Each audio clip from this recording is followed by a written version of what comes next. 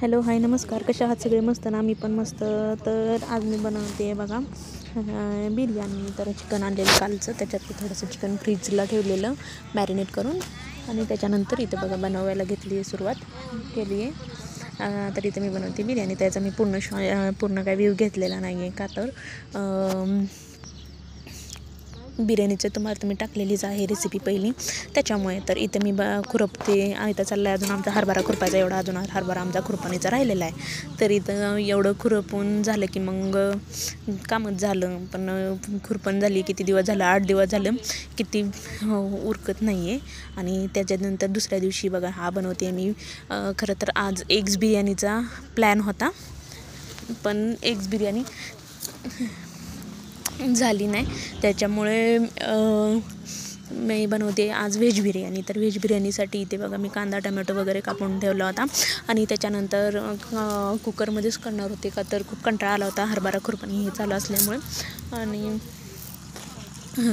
तेल टाकल्यानंतर त्याच्यात कढीपत्ता टाकला की ती मला भीती वाटते पहिल्यापासूनच, की ते तेल उडतं तडतड म्हणून अंगावर येतं. आणि ते मी टाकलं कांदा भाजायला. कांदा भाजत सगळं जी बिर्याणीला तयारी केलेली अंड्याच्या तीच केली होती.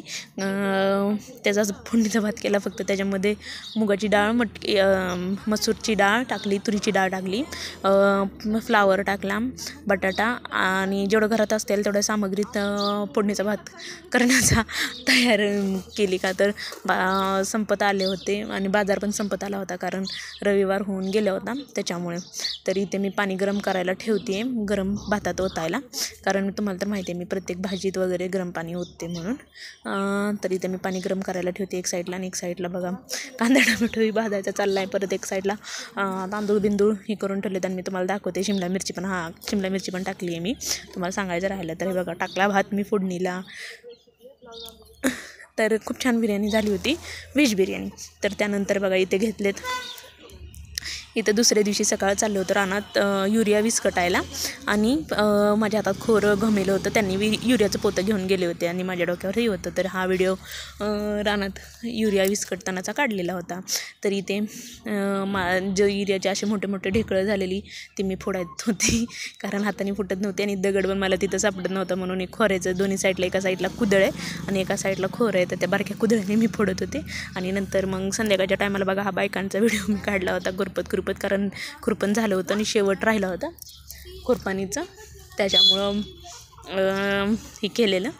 तर बायका म्हणल्या काय करते, शूटिंग काढते का? म्हणलं हो शूटिंग करते. आणि त्याच्यानंतर घरी आल्यानंतर हा बघा चहा घेतला आहे सर्वांनी, या चहा प्यायला. आता माझं झाला आहे पिऊन, पण तरी पण या प्यायला सर्वांनी. तर इथं बघा त्याच्यानंतर मग सगळं किचन आवरून घेऊन इथं भात टाकला होता, कारण दुसऱ्या दिवशी पाहुणी येणार होती घरी, म्हणून त्यांच्यासाठी बनवणार होतो चिकन परत, का तर पाहुणी येणार होते म्हणून. तर सकाळी नाश्त्याला बनवला होता उपमा, तर तो उपमा मी नव्हता बनवला, आईंनी बनवला होता.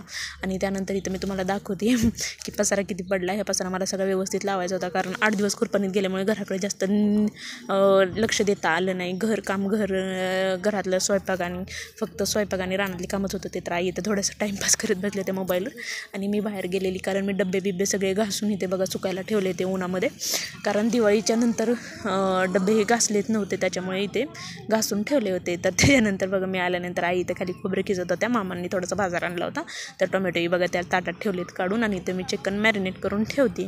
तर चिकन मॅरिनेट करण्यासाठी तर तुम्हाला तर माहिती आहे काय काय टाकलं जातं, हळद मीठ वगैरे, दही हे टाकून चिकन मॅरिनेट करायला लावलं होतं. तर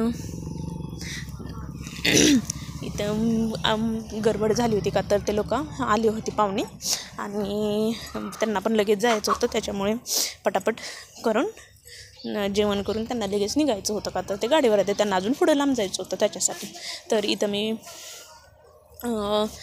चिकनमध्ये दही वगैरे लावून पूर्ण मॅरिनेशनला ठेवले होतं.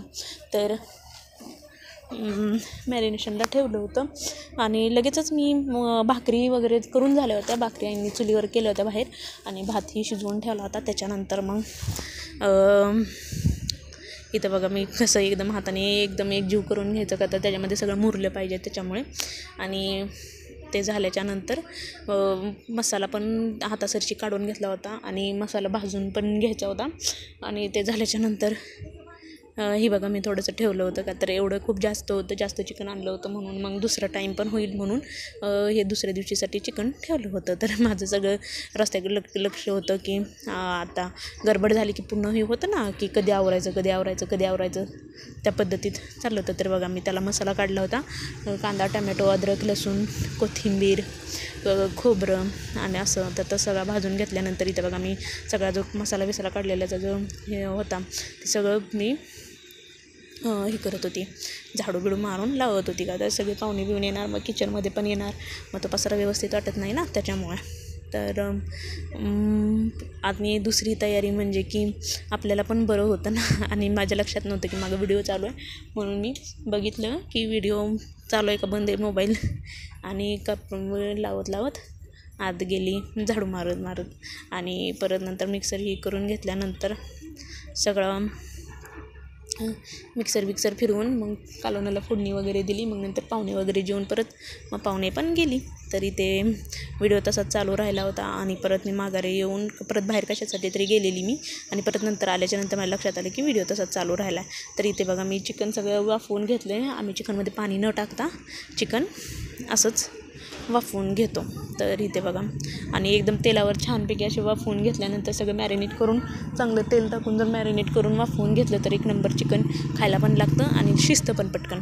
तर त्याच्यानंतर बघा इथं मी मिक्सर करून घेऊन कालवण फोडणीला टाकणार होते आणि पाहुण्यांना लगेच जेवायला वाढणार होते का तर ऑलरेडी आपले भातबीत शिजवून सगळा ओके होता त्याच्यामुळे काही अडचण नव्हती.